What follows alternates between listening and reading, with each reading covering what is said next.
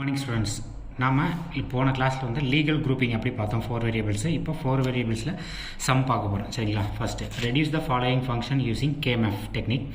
f of a, b, c, d equal to summation of 0, 1, 2, 5, 8, 9, 10. சரியா? இதுக்கானது தான் வந்து simplify பண்ண போகிறோம் நம்ம எக்ஸ்பிரஷன். சரிங்களா? இங்கே வந்து சம்மேஷன் கொடுத்துருக்காங்க. அதனால் நமக்கு சம் ஆஃப் ப்ராடக்ட்டில் வந்து ஃபஸ்ட் நம்ம சிம்பிளிஃபை பண்ணணும். ஓகேங்களா? அதுக்கான KMF பாருங்கள். KMF போட்டாச்சு. இப்போ உள்ளே வந்து ஃபில் பண்ணணும். இங்கே என்னென்ன நம்பர் கொடுத்துருவாங்களோ அதுக்கான நம்பர்ஸ் 0 இருக்கா? அப்போது நம்ம சம் ஆஃப் ப்ராடக்ட்னா 1ன்னு மென்ஷன் பண்ணோம். சரிங்களா? அந்த வேரியபிள்ஸில் 1, அடுத்து 1ல் ஒரு 1 இருக்குது, 2ல் ஒரு 1, 5, ரிமைனிங் 8, 9, அப்புறம் 10.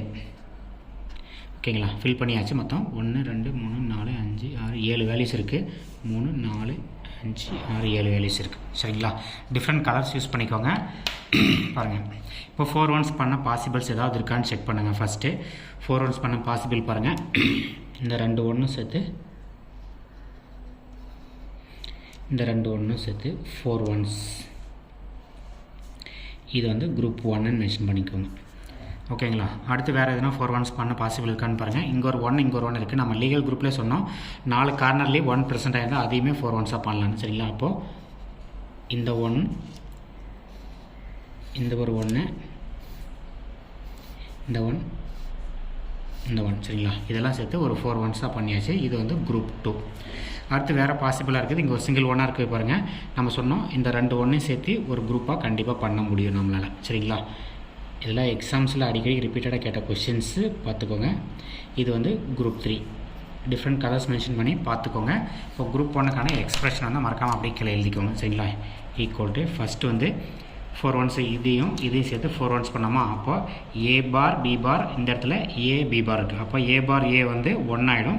b பார் மட்டும் காமனாக இருக்கு இல்லையா? அப்போ b பார் மட்டும் இதில் எடுத்துக்கிறோம். அப்படியே இதுக்கு நேரில் மேலே பாருங்கள், c பார் மட்டும் தான் காமனாக இருக்குது. அப்போ d bar plus d equal to 1. சரிங்களா? நமக்கு ஆஸ் பர் பூலியன் தியரம் படி கேன்சல் ஆகும். அப்போது இந்த இடத்துல b பார் காமனாக இருக்குது, இங்கே c பார் காமனாக இருக்குது. b பார் c பார். ஓகேவா? அடுத்து குரூப் 1 முடிஞ்சது. குரூப் 2 பார்க்க போகிறோம். சரிங்களா? 4 கார்னர் 1 சொன்னோம் இல்லையா? இந்த கார்னர் இது. அப்போது இந்த கார்னரும் இந்த கார்னர் பாருங்கள். இதில் காமன் வந்து b பார் தான். சரிங்களா? a பார் ப்ளஸ் a வந்து 1 ஆகிடும். அப்போ b பார் காமனா அப்படியே ஆப்போசிட்டில் இங்கே இந்த கார்னர் பார்த்தோம்னா இதுக்கு நேராக கார்னரில் இதில் பாருங்கள், இதில் c பார் ப்ளஸ் c வந்து 1 ஆகிடும். ஓகேங்களா? அப்போ நமக்கு d பார் மட்டும்தான் காமன். d பார் எடுத்து எழுதியாச்சு. ப்ளஸ் நெக்ஸ்ட்டு இங்கே ஒரு 2 மட்டும் பண்ணியிருக்கோம் இல்லையா? குரூப் 3. இது வந்து குரூப் 3.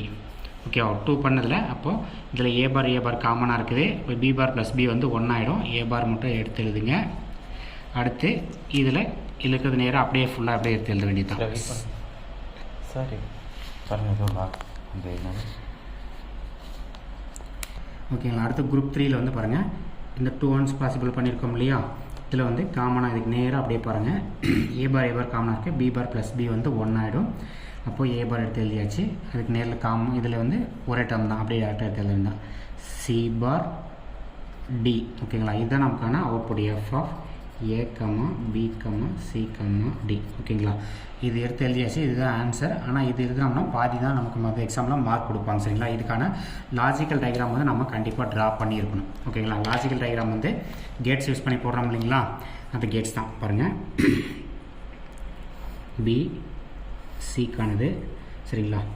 இதில் வந்து நம்ம டேரெக்டாக b பார்னு மென்ஷன் பண்ணுறேன். நீங்கள் பீன்னா இடையில் வந்து நமக்கு தெரியும் ஒரு நாட் கேட் போட்டுக்கலாம். சரிங்களா? b பார் c பார் வந்து ஒரு அண்டு கேட். ஓகேங்களா? ரெண்டுமே ப்ராடக்ட்டில் இருக்கு இல்லையா? அதனால் அண்டு கேட். நெக்ஸ்ட்டு ஒரு b பார் d பார். சரிங்களா? ஒரு b பார்லேருந்து இந்த லைனை நம்ம டேரெக்டாக எடுத்துக்கிறோம். இந்த இடத்துல d பார்.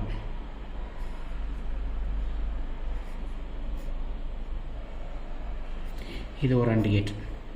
சரிங்களா? Next a bar c bar d bar. சரிங்களா? நம்ம வந்து a பார் வந்து இங்கே மென்ஷன் பண்ணிக்கிறோம்.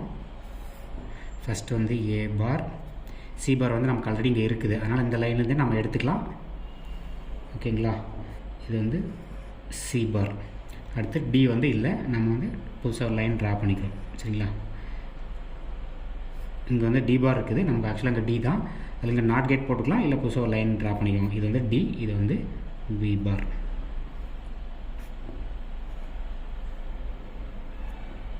ஓகேங்களா. இப்போது இது எல்லாமே வந்து ஆரில் இருக்குது, ப்ளஸில் இருக்குது சரிங்களா. இப்போ ஒரு ஆர் கேட்டில் நம்ம வந்து காமனாக கனெக்ட் பண்ணியிருக்கணும்.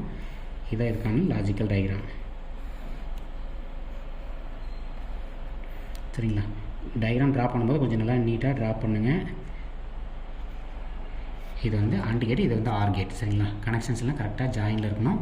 இப்போ அதை இங்கே தான் நமக்கு வந்து எஃப்கான அவுட்புட் வந்து A comma B comma C comma D equal to இந்த வேல்யூஸ் அப்படியே எடுத்து எழுதிடணும் சரிங்களா. இங்கே வந்து நமக்கு கிடைக்கிறது B bar C bar B bar D bar, இந்த இடத்துல ஏ பார் சி பார் டி ஓகேங்களா.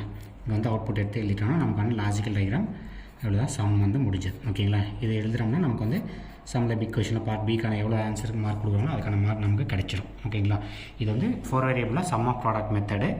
அடுத்த கிளாஸில் வந்து ப்ராடக்ட் ஆஃப் சம் வந்து பார்க்கலாம் இதே மாடல் ஓகேங்களா. தேங்க்யூ. மறக்காமல் இந்த இன்ஃபர்மேஷன் உங்கள் ஃப்ரெண்ட்ஸ்க்கு ஷேர் பண்ணுங்கள். சேனலை வந்து சப்ஸ்கிரைப் பண்ணிக்கோங்க ஓகே.